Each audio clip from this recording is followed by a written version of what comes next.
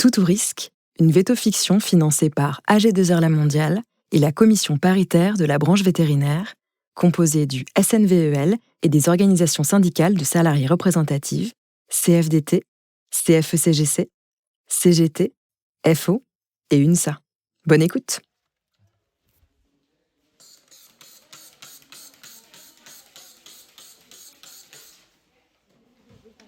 « 9h17.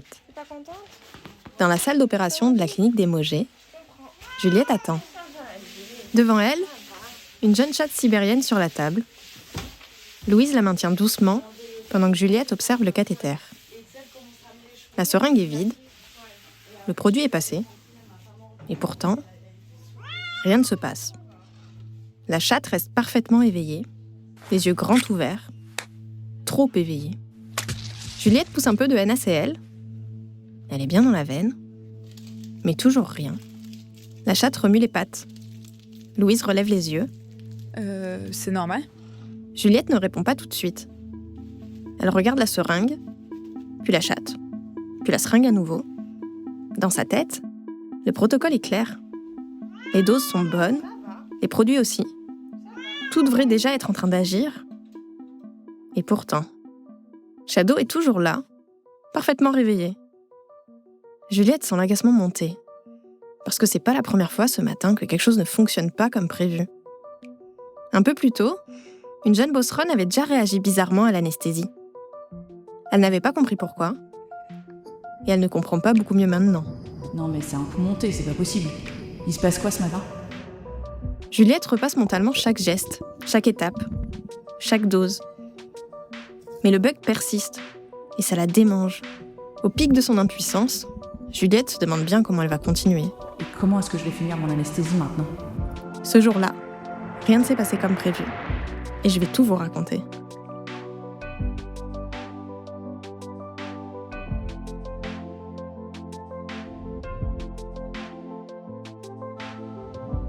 Je suis Leïla Assagir, vétérinaire et consultante en sécurité des soins. J'ai créé Tout ou risque pour vous inviter à parler de tout, vraiment tous les risques. Ceux qui touchent nos patients, mais aussi ceux qui nous touchent nous, les soignants. Il était 20h passé, je rentrais du boulot et là... On m'a dit que c'était rare, mais ça arrive. Mais je me sentais même pas fatiguée. T'es un bon à rien, Vincent. Ça fait 3 ans que je me nourris de témoignages de vétérinaires et d'ASV sur les facteurs humains qui impactent leur quotidien. À partir de leurs histoires, j'ai décidé de faire des récits. Adèle, réagis bordel. Mais tu vas éponger là, on n'y voit rien. J'ai le regret de vous informer qu'une plainte a été déposée à votre encontre. Ils mettent en lumière ce que nous vivons sur le terrain pour mieux comprendre ce qui se joue et redonner du pouvoir d'agir là où on se sent souvent démuni. Je vous propose qu'on fasse un petit retour dans le temps avant que tout ne bascule. 3, 2, 1. Je vous emmène.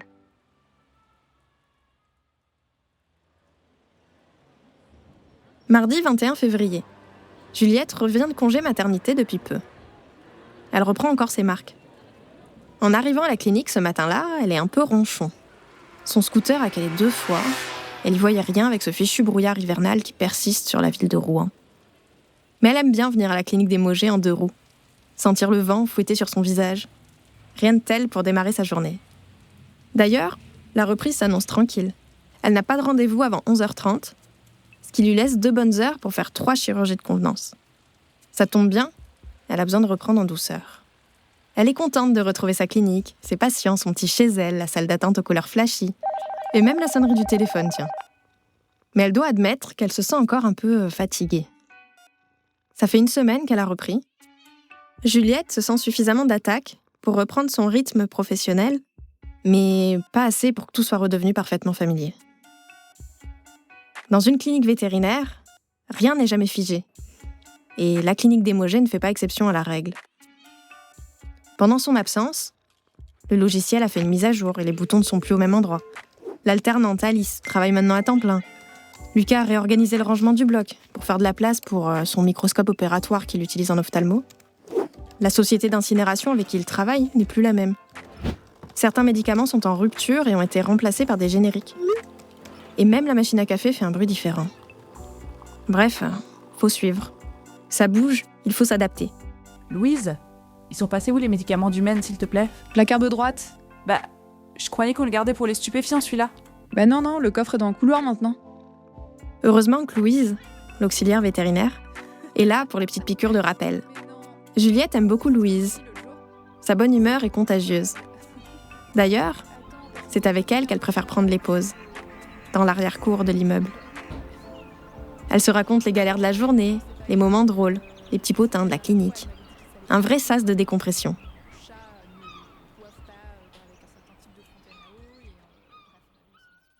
Ce matin-là, Juliette est de chirurgie, ou chir pour les intimes. Au programme, une ovariectomie de chienne, une stérilisation de chatte, une castration de chat. La routine, quoi. Et la routine est précieuse. Elle permet d'aller vite, de gérer la charge mentale, de ne pas réfléchir à chaque geste. Surtout quand on revient de congé mat et qu'on a beaucoup de choses à rattraper. Mais la routine a une faiblesse. Elle suppose que l'environnement reste stable.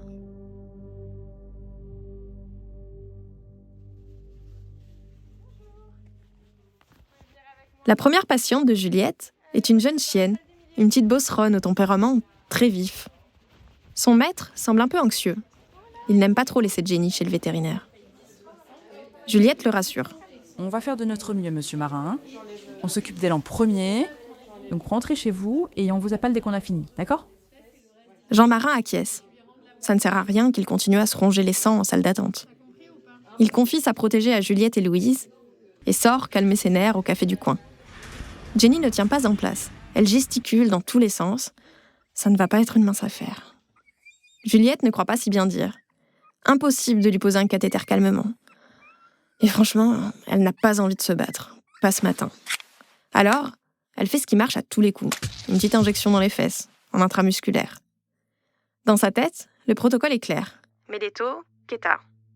Juliette prépare la seringue, Louise tient Jenny, Juliette pique, Juliette et Louise attendent. 1 minute, 5 minutes, 10 minutes.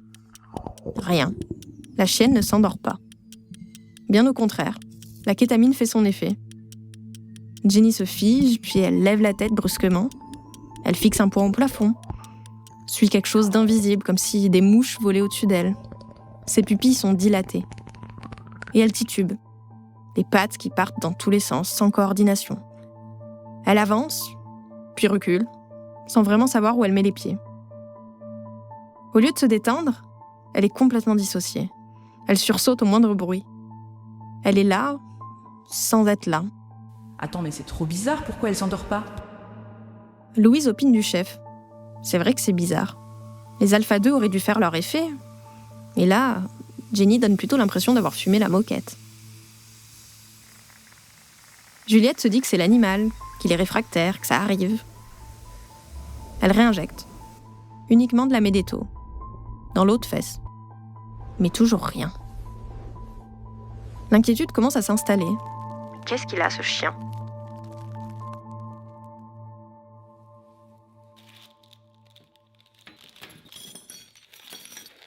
Au bout d'un moment, Jenny se calme, arrête de sautiller dans tous les sens, et Juliette en profite pour lui poser un cathéter. Elle bascule en intraveineuse, pour endormir Jenny avec du propofol, puis l'intube et la met sous gaz. Isoflurane. Oxygène. La chirurgie se passe bien. Ouf, mais le temps a filé. Heureusement que son planning n'est pas trop chargé aujourd'hui. Elle prend l'air quelques minutes pour aller fumer une cigarette dans l'arrière-cour de l'immeuble. Juliette prend une dernière bouffée et écrase son mégot dans le petit cendrier en métal. Il faut y retourner.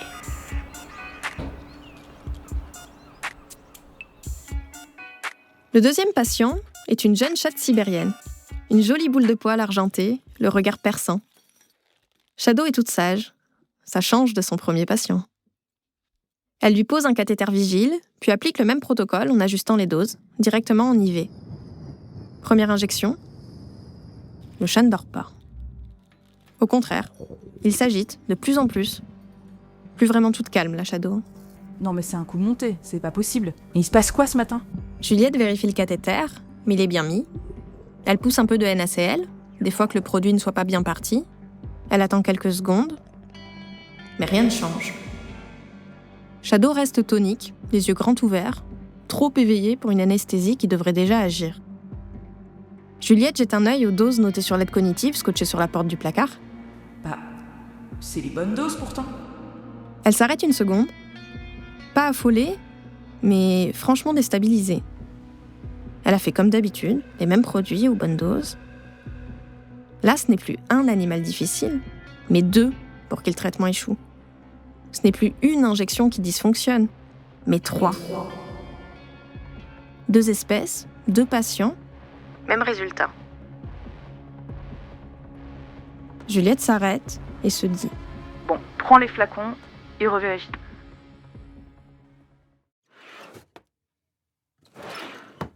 Juliette réouvre le tiroir des anesthésiants. À l'intérieur, plusieurs flacons, un peu en vrac. Certains droits, d'autres couchés. Presque tous blancs.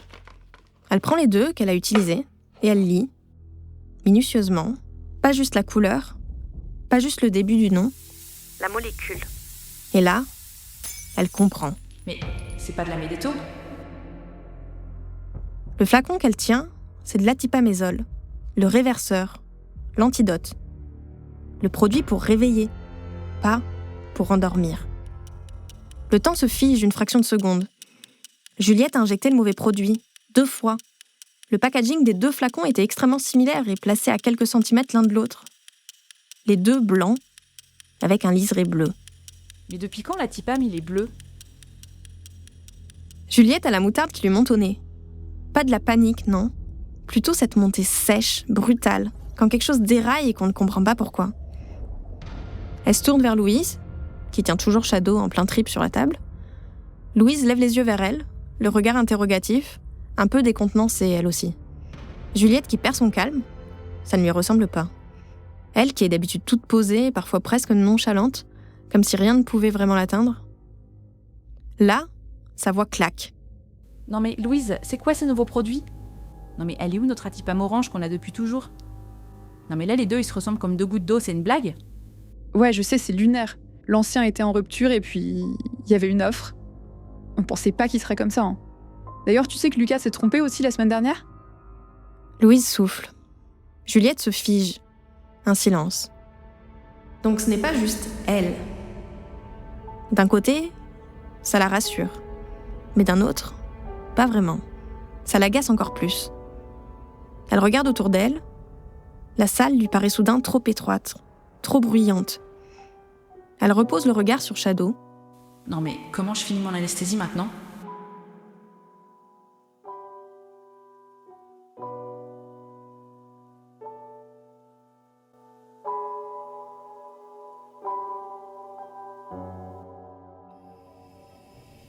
Shadow est allongé sur le dos, les 4 membres étirés par des liens. Louise a terminé la tonte. Sa peau rosée contraste avec son pelage argenté. Une compresse de chlorhexidine savon, mouvement circulaire, du sang vers l'extérieur. Une deuxième, une troisième, rinçage, puis une compresse de chlorhexidine alcool. Juliette est en train d'enfiler ses gants stériles. Shadow est stable, intubé, sous isoflurane et oxygène. Le monitoring émet son bip rassurant. Juliette a trouvé une solution. Un flacon d'alfaxan qu'elle garde toujours de côté, pour les patients les plus fragiles, les cardiaques, les imprévisibles. Il n'était pas censé servir aujourd'hui, mais bon, la médéto ne pouvait plus marcher comme c'est son antidote qui avait été injecté. Louise ouvre le champ, Juliette le découpe et le pose. Bistouri, incision sur la ligne blanche, la chirurgie commence. Juliette trouve facilement le premier ovaire, au doigt. Elle l'extériorise, le clampe, tout est fluide. Et pourtant, dans sa tête, ça ne l'est pas du tout. Non mais comment j'ai pu ne pas lire? Non mais c'est pourtant pas compliqué de lire une étiquette. Elle revoit le flacon, blanc, avec une petite bande bleue. Elle l'a pris sans réfléchir. J'ai même pas vérifié le flacon. Le fil casse, elle a serré un peu trop fort. Elle se reprend, respire. Ligature faite, section, Louise éponge. Deuxième ovaire, même séquence, clampe, ligature, section. Et la pensée revient, plus sèche. Non mais lire un médicament, c'est quand même pas sorcier. Qu'est-ce que je suis con. Depuis quand je fais les choses en mode automatique comme ça? Elle déteste cette idée. Elle n'est pas négligente. Elle est rigoureuse. Enfin, normalement.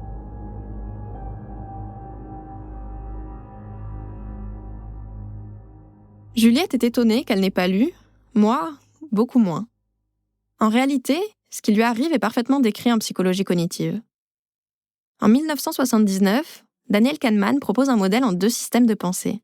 Le système 1, rapide, autonome, routinier. Il demande peu d'efforts. Il fonctionne presque sans qu'on en ait conscience.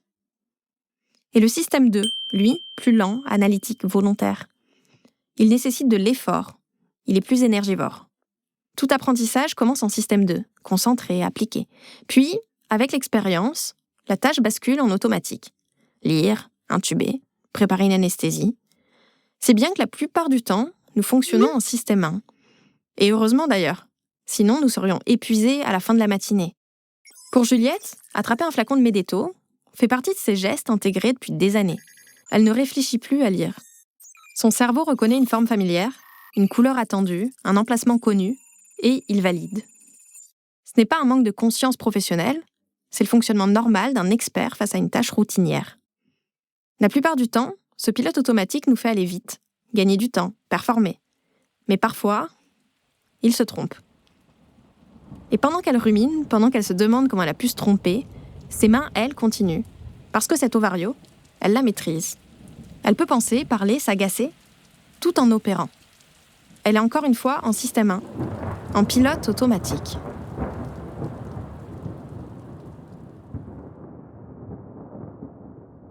Juliette poursuit, referme le plan musculaire, un surjet simple, régulier. Mais la colère change de cible.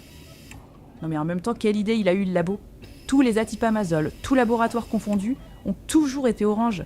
Atipam, antisédant, antidorme, orange. Ouais, enfin, sauf le Révertor. Mais rose, quoi, pas bleu. Non mais le bleu, c'est la Médéto. Le bleu, ça veut dire dodo, pas réveil. Là, les nouveaux flacons sont tous blancs. Des noms évocateurs, sans équivoque. Mais un packaging identique, blanc, avec un peu de bleu. Même format, même police, même code couleur. Dans le tiroir, posés les uns à côté des autres, ils se ressemblent. Presque jumeaux.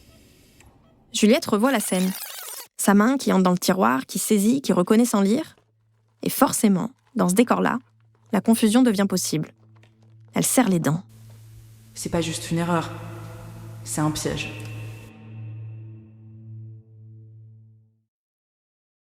Juliette a raison. Ce n'est pas juste une erreur.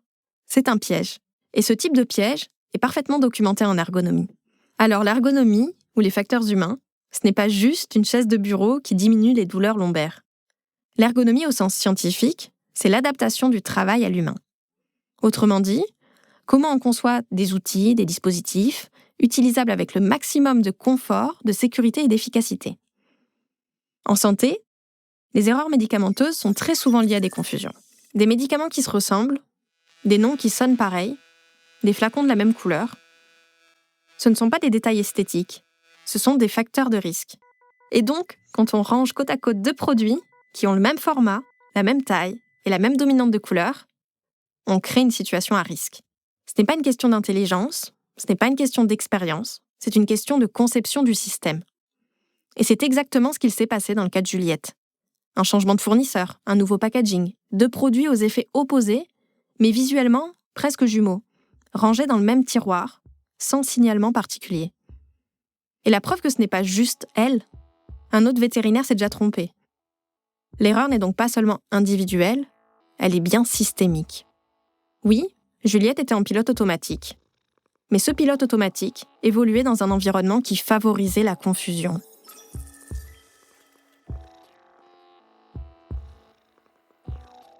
Dernier nœud, Shadow est stable. La chirurgie s'est déroulée sans incident. Mais à l'intérieur, quelque chose chiffonne Juliette. Parce que ce matin, elle ne s'est pas juste trompée. Des erreurs, elle en a déjà faites et elle en refera. Ce qui la remue, c'est autre chose. Sa clinique, elle l'a montée de A à Z. Elle a choisi le matériel, le rangement, les fournisseurs, l'organisation. Elle a fait du mieux qu'elle pouvait. Et pourtant, un tiroir mal pensé, un packaging mal signalé, deux flacons trop ressemblants, ça suffit. Pas pour faire d'elle une mauvaise vétérinaire, mais pour rappeler une chose essentielle. Même dans une structure bien tenue, même chez une professionnelle expérimentée, l'environnement peut favoriser les erreurs. Mais la vraie question n'est plus « comment ai-je pu me tromper ?», mais bien « comment avons-nous organisé ce tiroir pour que l'erreur soit possible ?»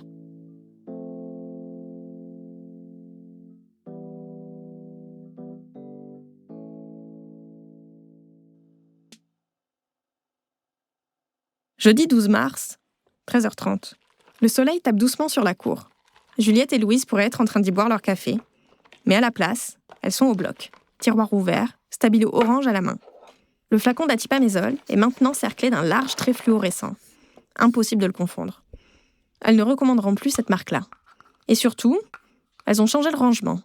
Les anesthésiques dans une boîte dédiée, fermée, les réverseurs ailleurs, séparés physiquement, plus côte à côte, plus jumeaux. Juliette a aussi pris une décision simple. Désormais, elle lira à voix haute. Chlorhydrate d'atipamezole, 5 mg par millilitre. Médétomidine, 1 mg par millilitre. Pas dans sa tête, à voix haute. Ça prend 3 secondes, mais ça aide le cerveau à passer en mode analytique. Ce ne sont pas des grandes réformes, ce sont des petits ajustements. Un stabilo, un Tupperware, une habitude. Mais en sécurité, ces petits ajustements sont de vraies barrières à l'erreur. Et l'important, ce n'est pas d'en mettre une, c'est d'en mettre plusieurs. Parce que si un jour, la lecture à voix haute saute, si un jour, quelqu'un range mal un flacon, il reste les couleurs, il reste la séparation physique, il reste la boîte dédiée. La sécurité ne repose pas sur une vigilance parfaite, elle repose sur une accumulation de petites protections imparfaites. C'est ça, l'amélioration continue. Apprendre d'un incident, même mineur, même sans conséquences graves, pour éviter le suivant. 13h45, il leur reste 15 minutes. Cette fois, elles sortent enfin prendre leur café, le cœur plus léger, parce que cet incident n'aura pas servi à rien. Et la semaine prochaine, elles ont déjà prévu de revoir le rangement du frigo, parce qu'il y a déjà eu une petite confusion entre le Convenia et le Serenia. Et vous, chers auditeurs, à quel rangement allez-vous vous attaquer ?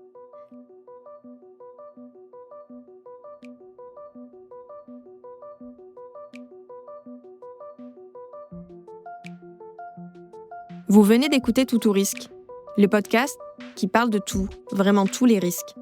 Ce podcast a été produit grâce au soutien d'AG2R La Mondiale et la commission paritaire de la branche vétérinaire.